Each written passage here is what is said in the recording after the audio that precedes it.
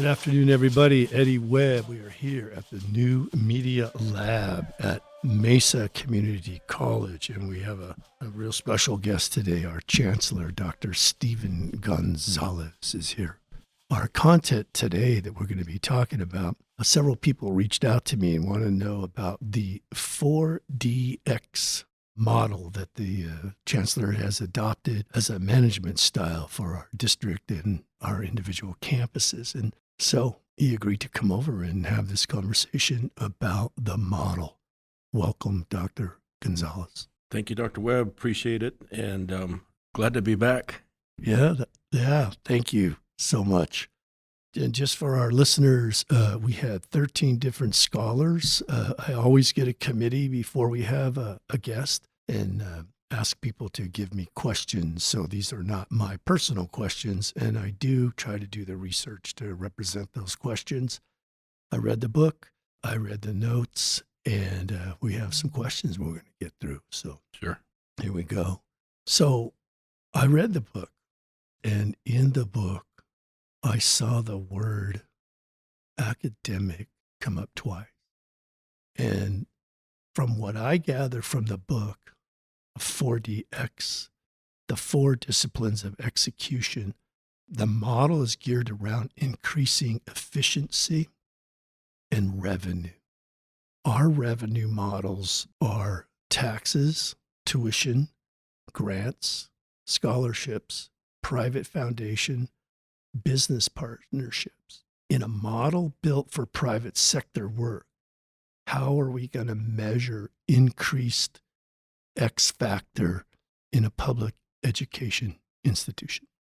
Well, Eddie, that's a great question. And you're right if you do read the book, 4 Disciplines of Execution, you won't see many times that the word is mentioned or examples. But if we're going to be an innovative organization, sometimes we've got to look for inspiration elsewhere and then take what we find and modify that accordingly. So it isn't a direct adoption for the reasons that you just described, because we're not a for-profit institution. That's right. And we can control some of the variables through our governing board. And when I say we, I mean collectively Maricopa can control some of those revenues. And if the governing board decides to raise taxes or decides to raise tuition, or if somehow we go out and do a better job of seeking help through the foundation, contributions to the organization and so forth. And so what we have taken from 4DX is the laser focus on a wildly important goal. And our wildly important goal is a focus on student success. Across our system, you're likely going to see that focus is on student earning credentials, and then with the focus on closing the equity gaps across our system too. So that's our quote unquote profit in doing this work, is we should see more students cross that finish line. And I guess that, there is a monetary value to that. The more students that we can retain, that means the more tuition dollars that come in. But, I'm really looking at this from a different perspective. I mean, we want to bring more money in the system. But as educators, we want more people to have access to what we deliver and do whatever we can to ensure that they're successful so that they can go on either directly into the workforce or transfer to university and continue on with their education. Right. I think that is the vision that all public educators have, is how to get affordable, high quality education before its citizens. And that should be the revenue that we're measuring, not the profit part. But we do need profit because we all, we have to live and like everybody else. And when you start this book, the first few sentences are really revealing. Do you remember the last major initiative you watched die in your organization? Did it go down with a loud crash, or was it slowly and quietly suffocated by other competing priorities? From your vantage point, when you talk about the Wildly important goal. The wildly important the goal. WIG. The WIG. Yeah. When you see that, and you as the lead person in our organization, how do you manage the turnover of people and keep the vision moving? So one of the first things I want to be clear of with 40X is that it is not an initiative. All right. It is not an initiative. It is a changing of culture and how we accomplish the work that we do and make completion towards the goals that we set. Initiatives are something quite different. This is an attempt to really change the culture of this organization. From my personal experience as being the president of Gateway Community College for 7.5 years, we had a strategic plan. I was there long enough to where we had 2 cycles of strategic planning processes. We would create an operational goal each year. And each year we would set somewhere between 15 and 20 goals. And we would go into those goals with all the enthusiasm and excitement and, believing that we were going to accomplish every single one of those things that we set. And as time passed, and as the whirlwind, as you read in there, that daily work that consumes 85% of what we do here, as that enters into the daily work, weeks go by, weeks turn into months, months turn into semesters, semesters turn into academic years, and then you go back and you do an assessment on what you were able to accomplish. How many of those 15 to 20 goals did you really accomplish? And we found that year after year, we made very little progress. In some instances, we made no progress. In some instances, no one could really report what we did or didn't do around the goal. And I found that to be really problematic and certainly a reflection, not necessarily on the people, because clearly things were happening, but somebody, someone, something needs to help, manage that daily work. I can go on and more. I mean, you've got some more questions, but I can tell you how I learned of 40X and why at Gateway I decided that would be something that we should explore. And it went from exploration to let's do this, but it was really a grassroots effort that helped to make that decision that this is something that we can do. Well, I would like everyone to hear that you challenge yourself by sending faculty and staff, and you chose people who were not necessarily on board or thought would be like-minded. You sent them off to a conference to scrutinize this project. Tell us a little bit about your strategy. So let me give a little bit more background to that question. Several years ago, I went to a conference in Fort Worth. It was the National Community College Hispanic Council, and the keynote speaker canceled on the conference.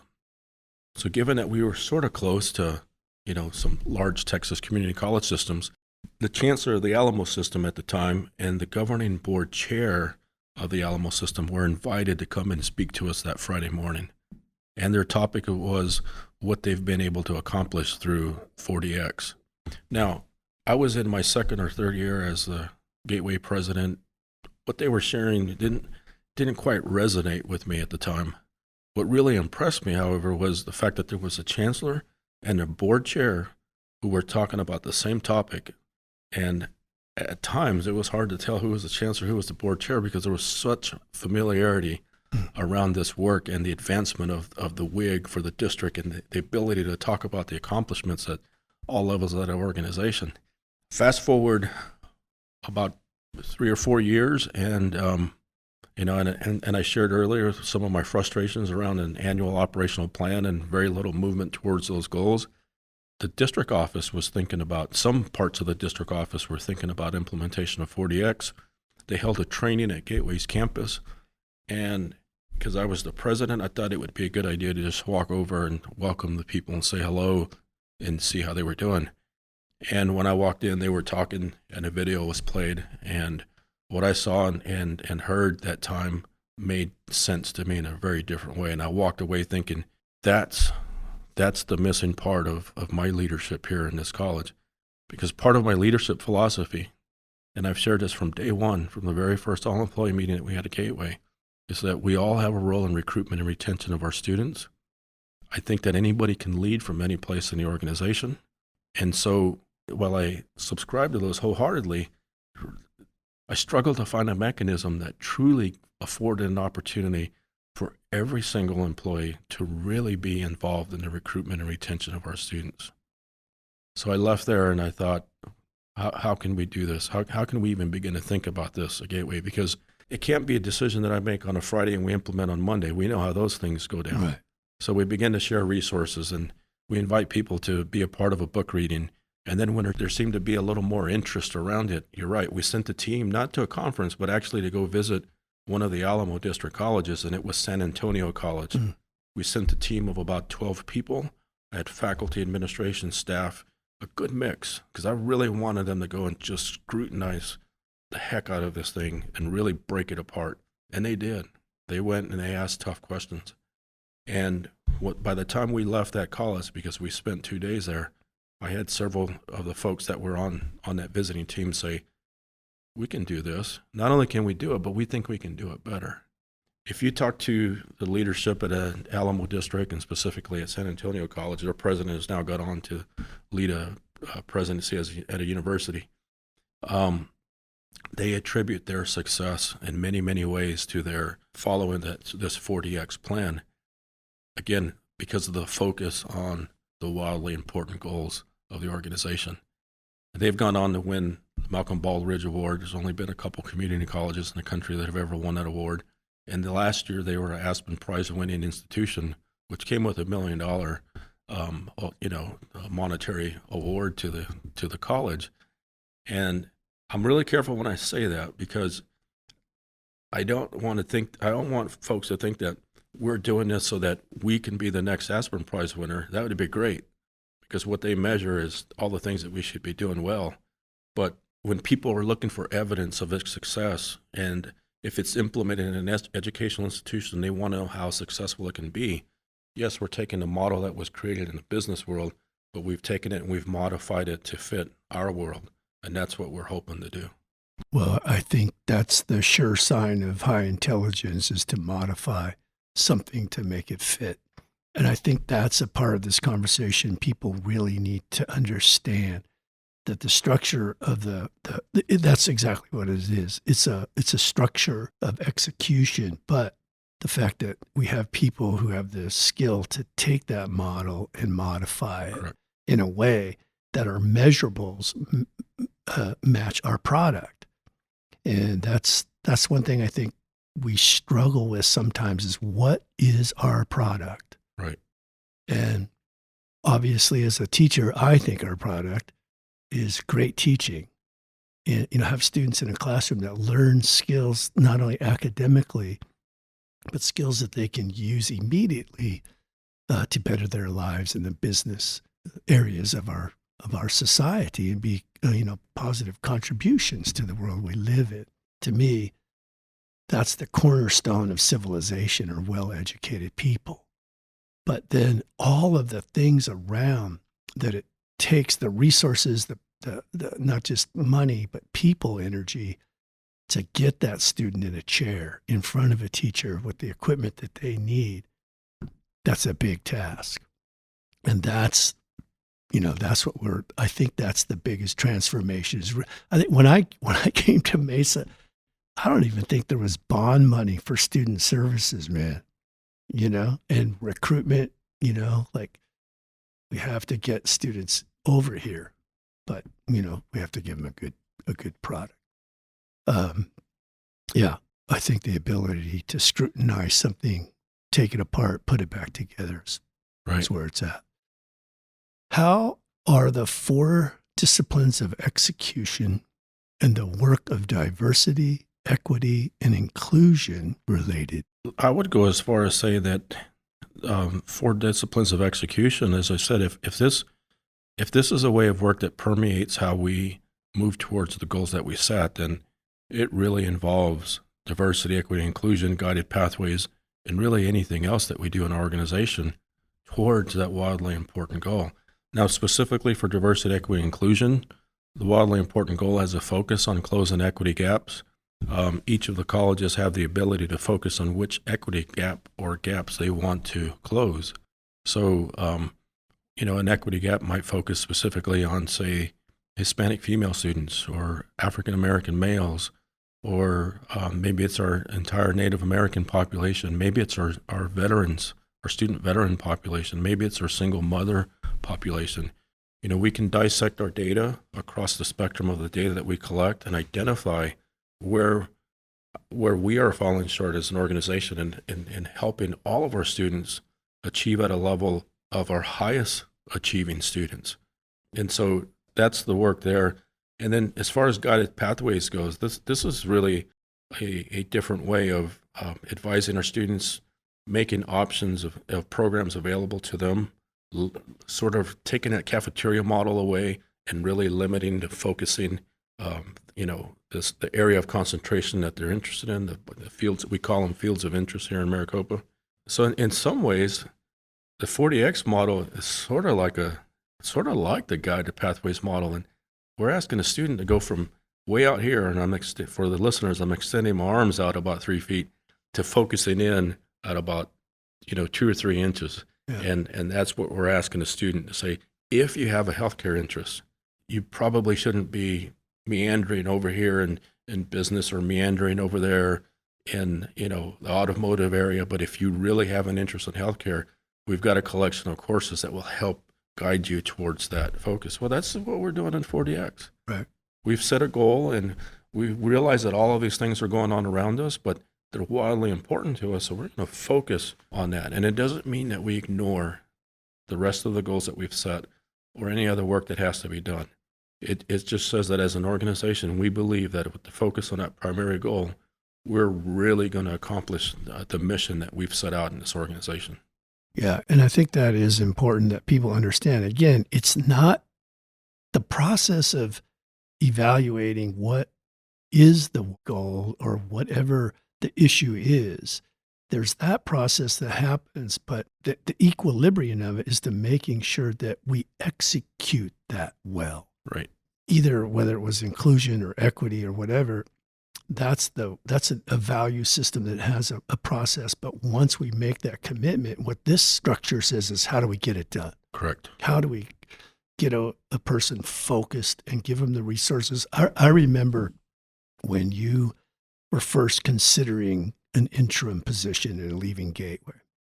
I was finishing my doctorate and had reached out to you to talk with you a bit. And one of the things I remember you saying to me was, "I'll take it. I want to lead as long as you give me the tools to be successful." Mm-hmm. And that stuck in my mind because I think we all feel like that. We all come here to do a job, but I just want to make sure I have the tools that I can be successful. And one of the things that is important in, hang on here, let me find this, which I found very interesting. Another beginning statement of 40X is the sole purpose of WIG at lower levels in the organization is to help achieve the WIGs at higher levels. Lower level WIGs must ensure the success of top level WIGs. Can you help us understand this relationship as a tribal member? And I'm working now as an advisory on my council. And so I'm really re-emerging myself into this non-Eurocentric form of governance, which is top and bottom, employee, but a more a balanced approach to how every single person brings a component to the success for the whole. Mm. And I don't know if that fits in this model. Like when I first read Kennedy's book, Courage, he said, as the president of the United States, he realized that if he was going to be successful, he had to make everyone around him successful. And that's what I'm interested in this. Yeah. When I pulled out this line, I'm like, now, wait a minute. This is sounding real hierarchy to me, and I don't like that. So let me frame it in a way that I read and see that, and I want to talk about what that looks like in action. So again, if we go back to what I shared about a philosophy of everybody having an opportunity to participate in what we do, they have a role in recruitment and retention of our students. When is the last time here at Mesa or Gateway or Phoenix College that we've asked one of our custodians, one of our programmers, someone who works in HR, how is the work that you do on a daily basis contributing to our wildly important goal. Right? Now, Right. I can't imagine anyone here that works for Maricopa that wouldn't believe in our wildly important goal of wanting more students to leave here with a credential and for us to close our equity gaps. You know, if that doesn't line up with your value system, then I'd like to have a conversation and learn more about, well, what should we be doing? Yeah. What should we be focused on? Right. So this is, and here's the other part about this. The real power in this, if we're thinking of this as a hierarchy, it really lies in the, I'm using their words, lower levels of the organization, because the administration, directors, supervisors, they can't tell their team what their sub wig will be to help drive that bigger wig. They can say, they can scrap it, but they can't tell them what it can be. There's power in it. And then the other part of it is that these folks are coming together on a weekly basis to discuss their progress. They're keeping scoreboards. They're now paying attention to things that they may have not have ever paid attention to in our organization, were asked to, or perhaps maybe even cared to, right? So now, Eddie, we have found a way to engage every single employee at Maricopa.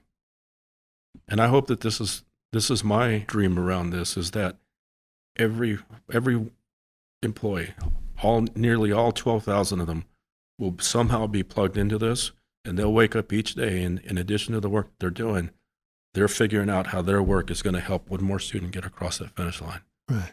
And so here's my invitation to anybody out there. I don't care if it's 4DX, 5DX, I don't care if it's T-Rex, whatever you call it.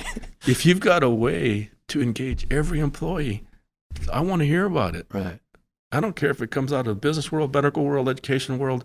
We can take it and we can make it work for us. And that's the truth behind what we're doing here. Yeah. And those are the third and fourth principles of the 40X, is this sense of a compelling scoreboard and the cadence of accountability, like keeping everyone in the game and keeping a cadence, a rhythm, right, of how we're, moving along and how we're forward. And I would point out, I think what you just described is the exact modification from the private sector to public education that we're talking about. Correct. I just struggled with that high and low.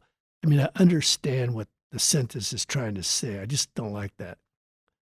I mean, I look at us as more of a functioning body, equilibrium of a system. Well, and not high and low. I Sure. don't know why that bothers me. well, it would bother me too if Probably because I'm not in the higher.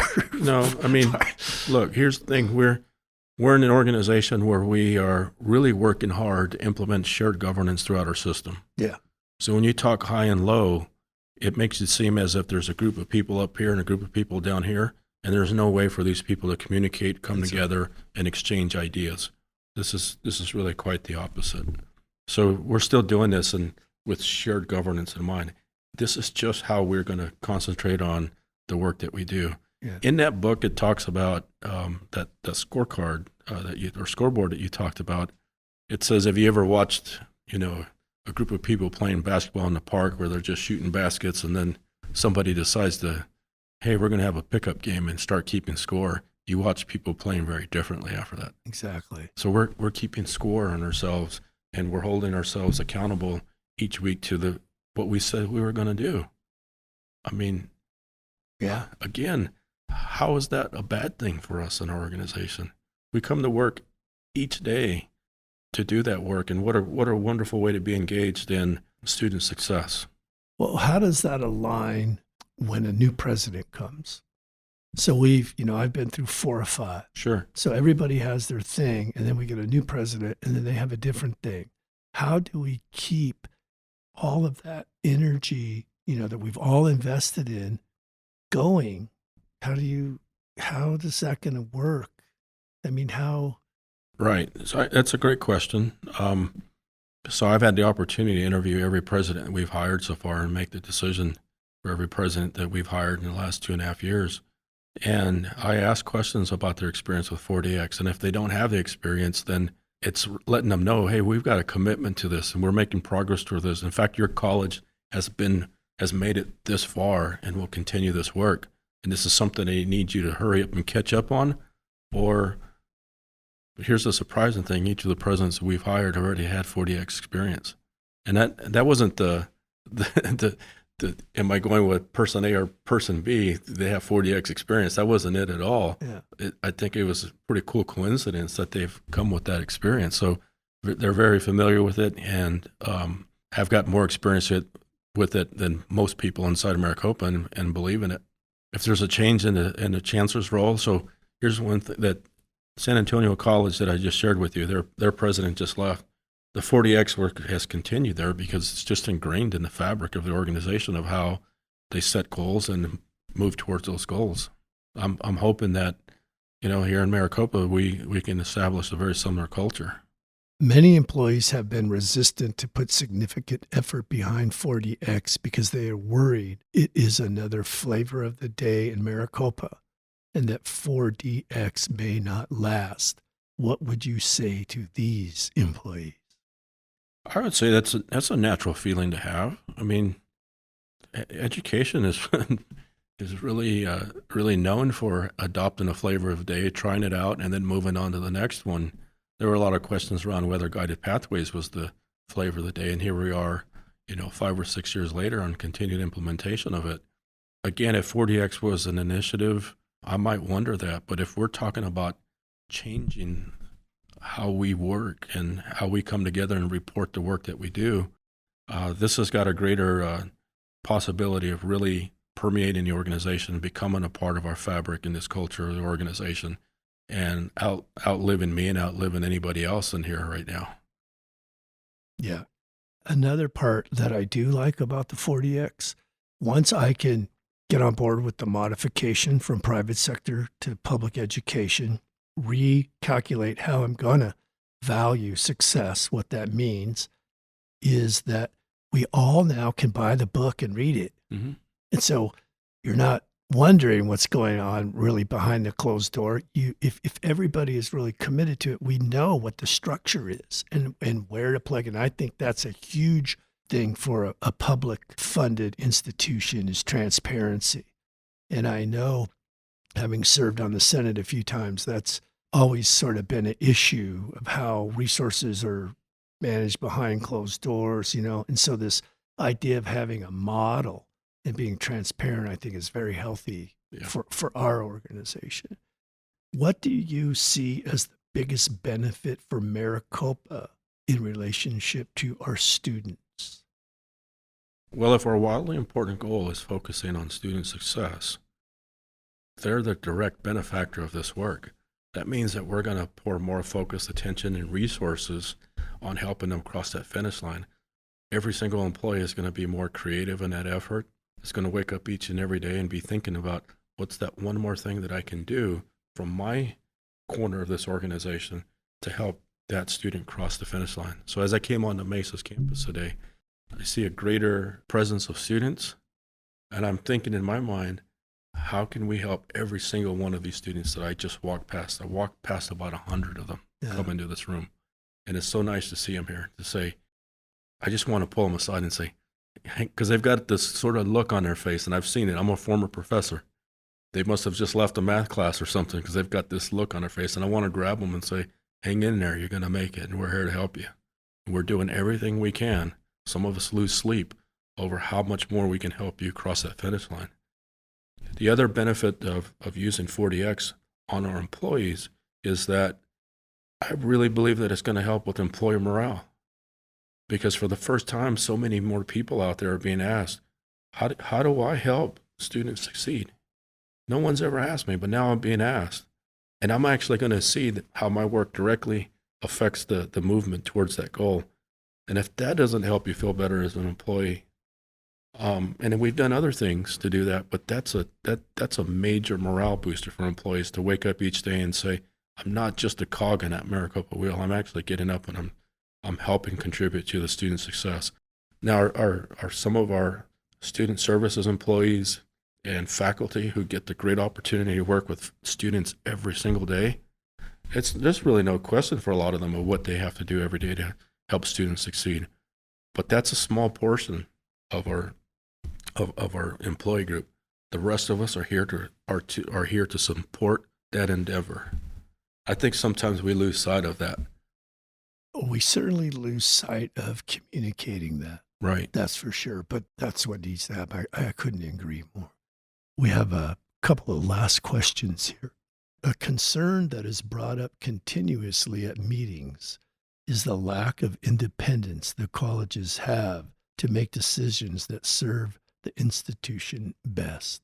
Taking into account the size of both enrollment and staff who work at MCC, is there an openness to provide more autonomy to the college? That's a great question, Eddie, and that's one that I've asked and thought about as a president, and I've asked and thought about as serving as interim chancellor for the last 2.5 years. So this has clearly given me a different vantage point in the organization. And as I look at the landscape of our organization, and I'm intimately familiar with, what our budgets look like, what our outlook looks like, constantly paying attention to enrollment, all of the factors that affect our ability to operate as an organization and the impacts that those certain variables have on our organization, it makes me think differently. All right. And there are some places where I think we can take advantage of our some efficiencies by taking more of a regionalized approach to some of our work.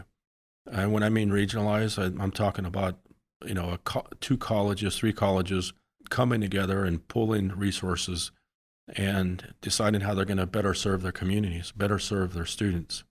So there's a ton of autonomy related to that. One of the mindsets that I'm trying to change in the system too is that I sort of mentioned it earlier that as a district office, we are not the 11th college, nor are we trying to become the 11th college. I really believe that we're there to serve the core function of what we do. The core function of what we do is teaching and learning. Teaching and learning doesn't happen out of the district office. We have no students who sign up for the district office classes because there aren't any, right? So that means that we've got to find that way to ensure that there is enough level of autonomy for our colleges to be innovative, to do the work that they need to do, and to tailor make their work to special populations of their communities. Our 10 colleges are situated around a county that is as large as Connecticut, if not bigger, right? And so to assume that people in the East Valley need exactly what the people in the West Valley need, I think is, a short, what's the word I'm looking for? Short, thank you. I was going to say short-eyed. Yeah. Close. That works. A short-sighted assumption. That works in Indian country. Thank you. I was going to draw a picture if I couldn't get the word out. But it's a short-sighted assumption to make, and we have to leave the space for our colleges to decide, all right, we're not going to operate in this assumption, but what can we do differently? But again, there isn't an endless pot of money. I've looked all over the district office. It doesn't exist. And we've lost nearly 20% of our enrollment in the last 2.5 years. You talked earlier about our sources of revenue. So when we've lost 20% of one of those sources, that hurts. And, the outlook isn't entirely great. I mean, college enrollment is shrinking across the country for many community colleges. So we've got that problem to solve too. And in doing all of that, we have to think at a systems level. Where can I share resources, save money, speed up the work that we can do, preserve the level of quality that we're used to, if not even make it better with limited resources, so that we can take those limited resources and apply them to other places where if someone has got a great idea on how we could make this entire system better, we could reallocate some seed money to make that happen. And that's one of the things that we're doing too, is looking at alternative ways of generating revenue in Maricopa. Right. Our neighbor, Arizona State University, has done a tremendous job of that. I'm not saying that we become the next Arizona State University, but again, looking for inspiration in areas that we want to see change. We can take that inspiration and modify it to work for us. That's how we continue to be innovative here in Maricopa. If this was a radio station, I'd be like ringing bells and putting cheer sounds on and all that. That's exciting to me. Yeah. That gets me fired up. This opportunity and vision. And again, the value of transparency around looking at it for real, that you see there is where the pot of gold is or how it gets divided up. And I think people want to be a part of something greater than themselves. And this gives all of us that opportunity. But I think people should be comforted to know that there is plenty of autonomy at the local levels to serve their citizens and their students, and that they have the full support of not only the chancellor, but I'm sure most of their district folks. A key discipline of 4DX is to focus on the wildly important. Yet in Maricopa, it seems like we're always trying to add more goals, more initiatives, without sunsetting or stopping others. This leads to overwork and burnout. How can we use 4DX to give employees permission to focus on their most important task, which may mean saying no to others? Yeah, so in 40X's design, where you have 1, 2, and at most 3, and they don't recommend 3, but 1 or 2 wildly important goals, in a way you are giving your organization permission then to not focus on all of those other things in the way that you're going to focus on these wildly important goals. So that's the permission that I think some of us need. I hear this often. We should be sunsetting and stopping other things that we do. And everyone around the table will agree that that's something that we should do until it's the something that they're doing. That's right. Right?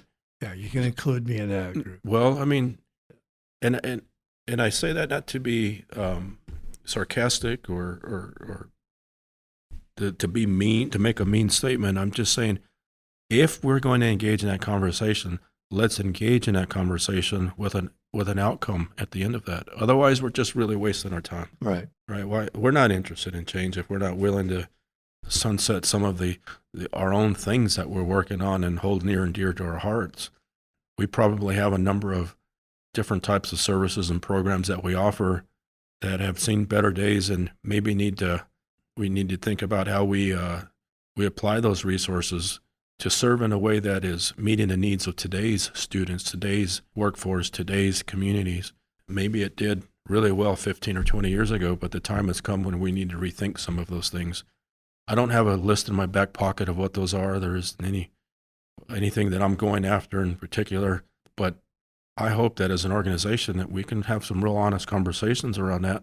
And of course, that needs to be a process. That can't be me or a college president or vice president academic affairs or vice president student affairs going home on a Friday and coming back on Monday with a list of what's changing. That's not going to work. Yeah. That's where the real work is. This is a good question, how to make those decisions and all the variables that you have to look at. And your cabinet, you all have an advantage point that we don't. So we don't get to see, all of the variables again to make a decision to a system, because we're working more on the individual level. And I can tell you, when I said you can include me in that, like when we first started the new Media Lab stuff over 10 years ago, we survived several presidents, a couple of chancellors, a provost or two, and we had got not just a district support, but we had, national recognition, international even. We were going around training universities and stuff. And when the changeover started happening, the funds to build these on all 10 campuses sort of just went away. So what we did was I just got together with faculty and said, who wants to keep doing this? So we now have one out at Paradise Valley, a new media lab that's happening. Currently talking with Rio about how to do an online one. And so I would tell people, if you have a good idea that you really believe in and you've invested in it, for me, I did a dissertation, wrote a couple books about this stuff. I know it's the right thing for us to do is to modernize our curriculum. So don't give up hope out there. If you have an idea that you want, the college to look at, be resilient, keep pushing through, and, the pendulum will swing back at some point. But I think who steadies the ship are the people every day in the classroom, building better curriculum, building better relationships with students in the community. And if we use the 4DX individually, then that's a good model. Stay focused on the things that you know are important and good. Don't give up, because this framework isn't necessarily about excluding people. I think, as the chancellor said in the beginning, I think it opens the door to more people having a seat at the table. And that, that's a different kind of dynamic that we're not used to, in years past.